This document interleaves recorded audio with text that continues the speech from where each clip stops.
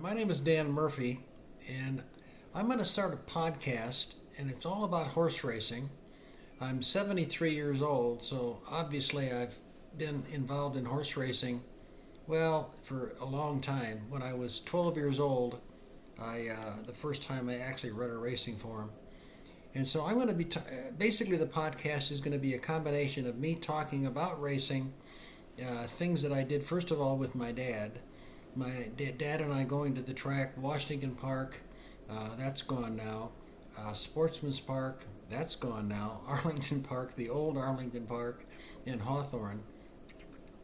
And back in 1960, when I was 12, was the first time that I actually went to the track. My dad would give me $6 so I could make three bets. And at the time, he didn't buy the racing for him. All he did, and at the time, I didn't really know one way or the other because I didn't know what a racing form was, and he didn't either. He bought the thing, it was called the green sheet.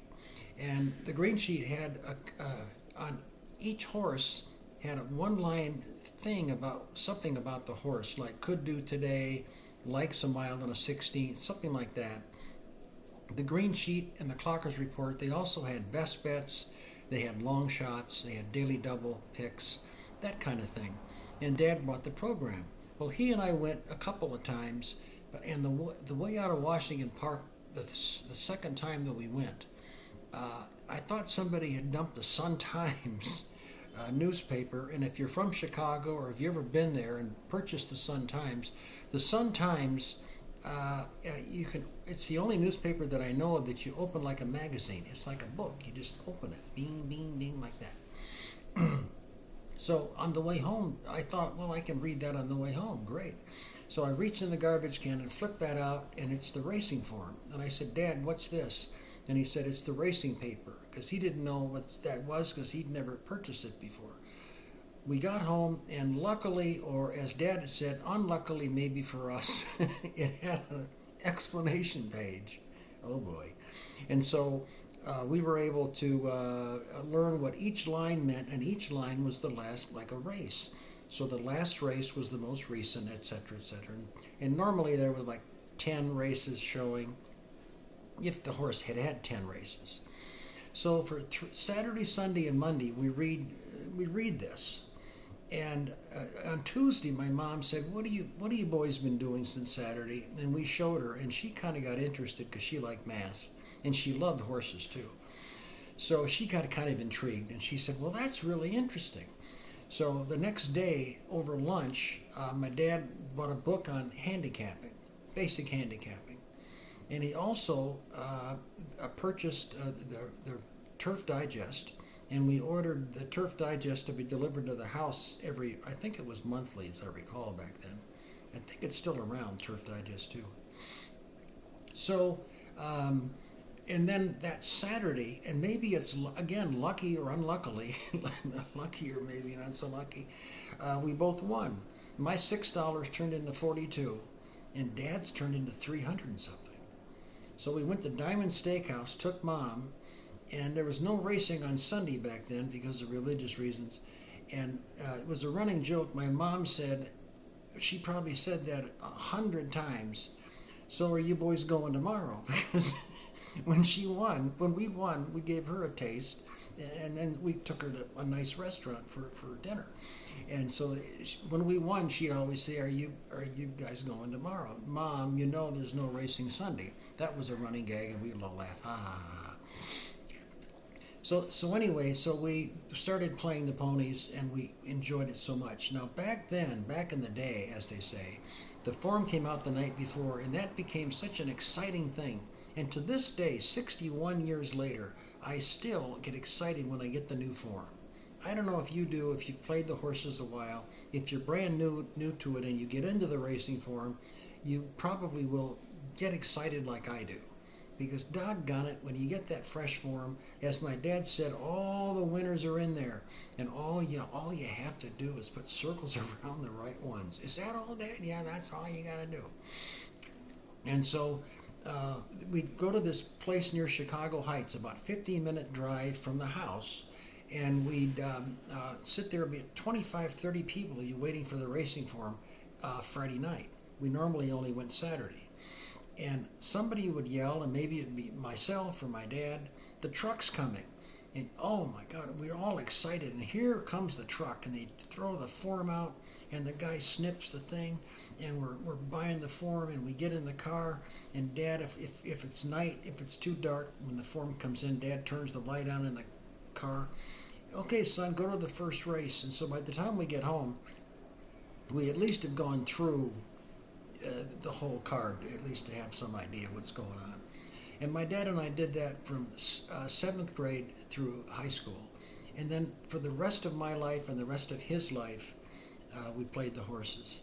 And it's just a joyous thing. My dad also taught me so many wonderful things, not only about handicapping, but about handicapping and life in general. But one of the best things he taught me is no matter what it is, whether it's handicapping the races, whether it's playing chess, whether it's playing bridge, whether it's what you do for a living, playing golf, bowling, whatever it is, never tell yourself that you know it all, because then you get complacent. And I believe that. Then you get so, "Oh, I know it all. I'm such a smart ass."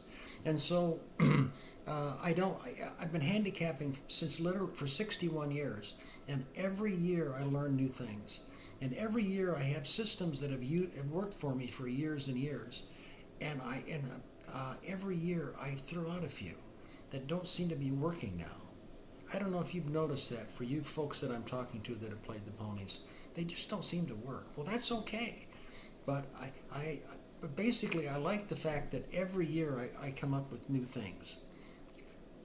The one thing I did want to talk about for this first almost test podcast is pace makes the race. And the reason I want to talk about this one, and that'll be the end for the first podcast, is that if you really understand pace, you're halfway to picking winners. There's a lot of people that get into racing, they really don't understand pace. They have an idea, they understand a little bit about it. And here's how I explain it to friends of mine or people that I take to the track the first time. Do you remember when you were a kid and there was a store, a little store that you ran to get soda pop in the summer, or to get candy, or to get baseball cards or comic books or something, and somebody would say, "Let's race to the little store," or whatever store you had in mind. Well, I had one. It was the little store, and this wonderful older couple, they lived there too, and they had penny candy, and they had the baseball cards, and they had everything. They had 12-ounce Cokes, and everything was inexpensive, and they had comic books. And somebody would say, if we were playing baseball, if we were playing, we were leaving from school, okay, let's race to the little store. Last person there has to buy penny candy for everybody. I was last quite a bit, but anyway, that's another story. So, and then we take off. Well, I realized that if I ran really fast early, that I'd lose my wind, and I was last a lot. And then I realized that if I started out slow and let other people go crazy, that they would lose their wind, and then when you lose your wind, you can't run anymore, and you just kind of slow down to a walk or a crawl. And then I would plod my way, and at least I wasn't last. But I run slow. I mean, the PE coach when I was in school said we time Murph with a sundial. I mean, I'm a real plotter. Anyway, but I got into golf because you don't have to run fast for golf. So, but pace makes the race, and what's important about that is that's why when you first get into the racing form, the very first thing is the first thing you want to know is where is the front speed. And when you find out maybe there's only one or two front speeds. Well, if you know that, you might be done already with who probably will win the race. You might be done. If there's 3 or 4 front speeds, and if they hook and cook and they get together, chances are there'll be a horse from off the pace coming from behind that will catch them, because those 3 and 4 horses will kind of go faster than normal. And that's just a beginning of pace makes the race. But I'm going to be going through that a lot more the next time we talk. I just wanted this to be an introduction. My name is Dan Murphy. I'm a retired television news reporter, and I did stories in the backstretch and talked to trainers all over the country. Oaklawn Park, Long Acres, Fairmont Park in St. Louis. I had Quad City Downs. I did a celebrity harness race. I got to drive in a harness race. I finished third. Doggone it. If I finished second, I got to then I got to drive in the final, but I tried. And we'll talk about that another time. I'm not sure which podcast, but I want to talk about it. And maybe we'll be able to show you that harness race that I drove in. But it's a tremendous game. I think it's the best game, and so I hope that you stick with the podcast. I don't really have a name for it. It's just Murph, and we'll have a chat once a week. The time's it's gonna be posted when I do it, Friday, 4 o'clock Eastern time. But I'm not sure when exactly it'll be on. I think it'll be a few more weeks before we get it locked in, but I'll certainly let you know. And for all of you out there, whether you're new or whether you've done this for a while, I was going to say nice to meet you, but I haven't met you, but you met me. But good racing to you, and I'll see you down the road. Bye-bye.